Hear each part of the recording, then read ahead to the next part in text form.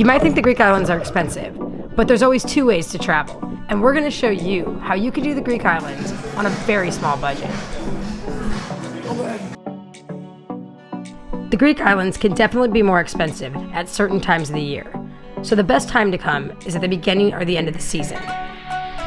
Currently we're here in August, which is one of the most expensive times to be here, so it's going to be a challenge, but we're going to make it work on $150 a day. First of all, you've got to get here, and flights can be one of the most expensive parts of your travels. But if you're willing to sacrifice, then you can get here for a pretty small amount. Our one-way ticket costs only $415, or round trip $600. We didn't do anything fancy, we just went on Google, but we did have to fly through Qatar, and our total flight time was 36 hours. Once you're here, the Greek islands actually aren't that expensive, except for your accommodations. So we definitely stayed in some pretty unique and interesting places to stick to our budget.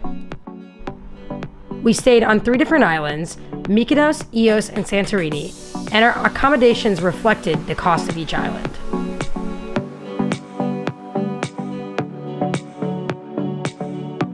So we're at our first spot here in Mykonos, and it's the Paraga Beach Hostel, which is basically the only cheap place to stay on the island. I'm actually kind of blown away. Like, I was surprised. I think it was $65 a night, but it's even better than I would have expected for getting it for that cheap. So we are saving some money. There is access to the beach and a pool, so this place is pretty great overall. And for having no AC and basically no outlets, this camping situation isn't too bad. Yeah, it's not too bad. Outlets would be nice and maybe a bigger mirror, but you know what? I can do with that for $65 a night in Mykonos. Because each island is priced differently, one of the ways we made our budget work was taking the total cost of our accommodations and then removing that from our budget and dividing our remainder over the rest of the days. This way we could afford to do things on all of the islands. If you're like us, right when you land, the first thing on your mind is food. And we love Mediterranean cuisine. The wonderful thing about the Greek islands is that you don't have to sacrifice flavor for money. You're able to eat amazingly delicious food on all 3 of the islands for a reasonable cost. Now, you may not be able to go out to a fancy meal every night, but that doesn't mean you're not going to eat well on the islands. Most of our time in the Greek islands, our meals together cost less than $10. We did occasionally splurge, but even when we did, it wasn't that expensive. Maybe $30 for both of us.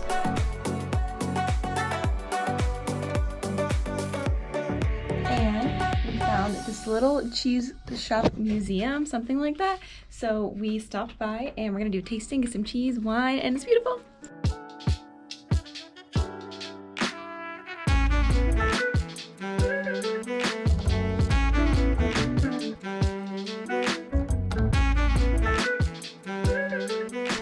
So this is a local wine from a family here in Chios, and they just bottled it this year. These are all goat cheeses. And this one, so these 2 cheeses, I guess they're low in calories but high in protein. And so the locals were saying that this is actually like the secret to their longevity. Yeah, so this is a superfood, the ricotta, combined with this, what they call like a winter honey. So we're about to go nuts.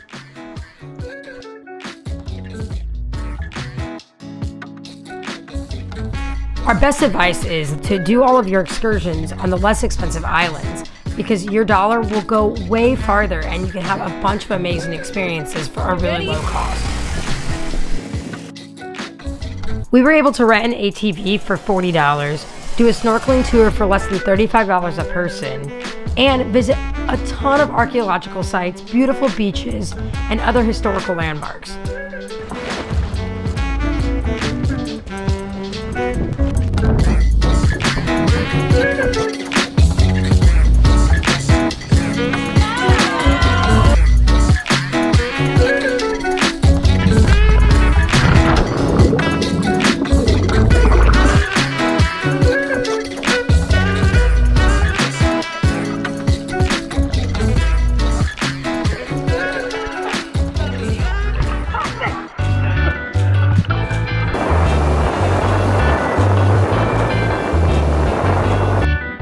We had a killer time in the Greek islands, so we hope this shows you that you also can visit the Greek islands without having to spend a ton of money.